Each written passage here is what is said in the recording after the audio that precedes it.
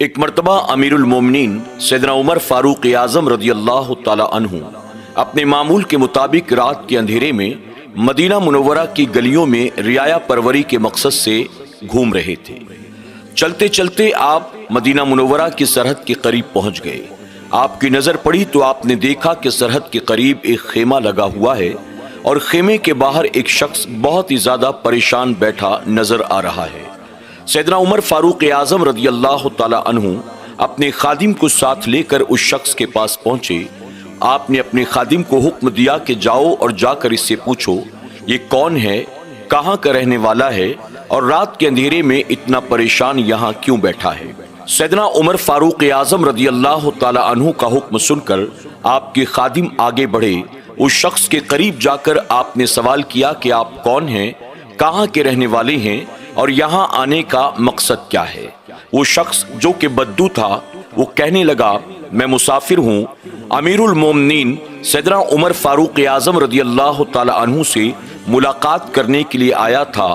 میں بہت غریب ہوں، پریشان حال ہوں، میں چاہتا تھا کہ امیر المومنین میری کچھ مدد کریں، لیکن مجھے آتے آتے رات ہو گئی۔ یہی وجہ ہے کہ میں نے یہیں پر اپنا خیمہ گاڑ دیا، صبح کا انتظار کر رہا ہوں، جب صبح ہوگی تو امیر المومنین سے ملاقات کروں گا۔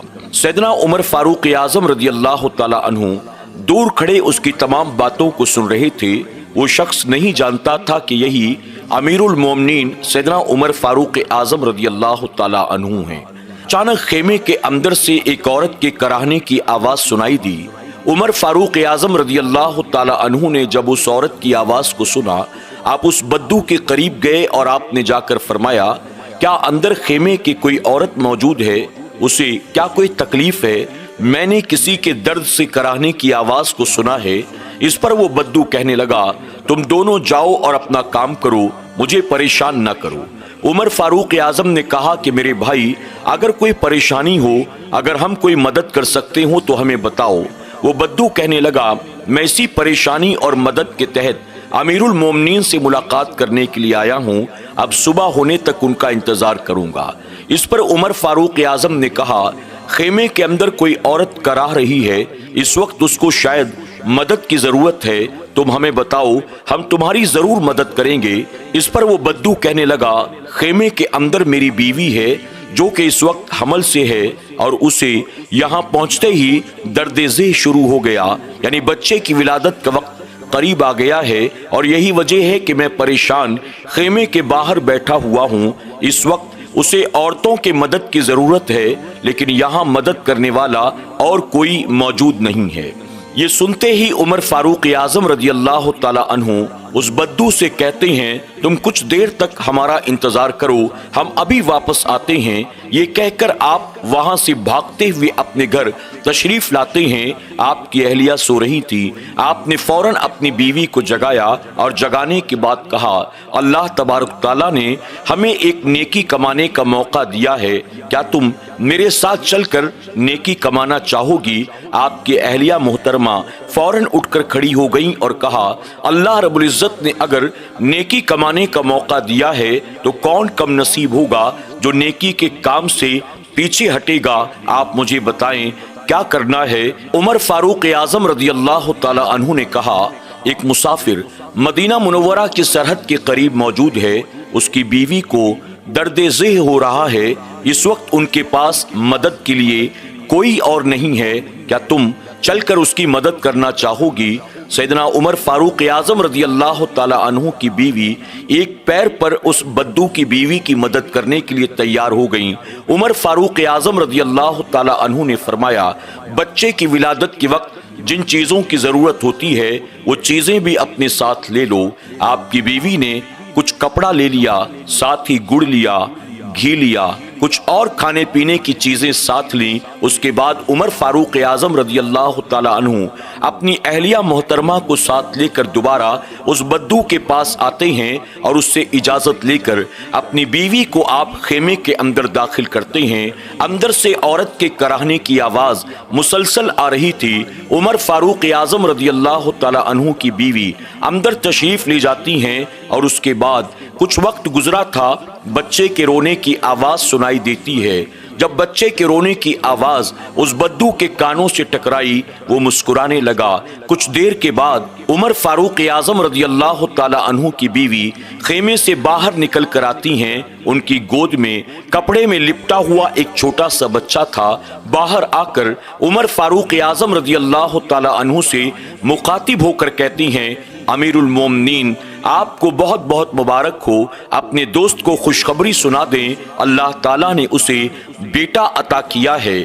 اب جیسے ہی اس بدو نے یہ سنا کہ آپ جناب عمر فاروق اعظم کو امیر المومنین کہہ رہی ہیں، اس کے کان کھڑے رہ گئے، وہ حیران و پریشان ہو گیا۔ اس وقت میرے سامنے جو شخص کھڑا ہے یہ کوئی معمولی انسان نہیں بلکہ یہی وقت کا خلیفہ ہے، یہ وہی عمر بن خطاب ہیں جن سے کیسر و کسریٰ کانپا کرتے ہیں، یہ وہی عمر بن خطاب ہیں جنہیں دیکھ کر شیطان راستہ بدل کر بھاگ جاتا ہے، یہ وہی عمر بن خطاب ہیں کہ جن کی تعریف میں اللہ کے محبوب صلی اللہ علیہ وسلم کے سینکڑوں فرامین ہیں۔ وہ بدو یہ دیکھ کر شرمندہ ہو گیا اور عرض کرنے لگا، امیر المومنین میں معافی چاہتا ہوں، مجھے نہیں پتا تھا کہ آپ ہی امیر المومنین عمر بن خطاب رضی اللہ تعالی عنہ ہیں، میں نے آپ کے ساتھ بد کلامی کی، میں نے آپ کو نہ جانے کیا کچھ کہا۔ عمر فاروق اعظم رضی اللہ تعالی عنہ نے جب یہ دیکھا کہ بدو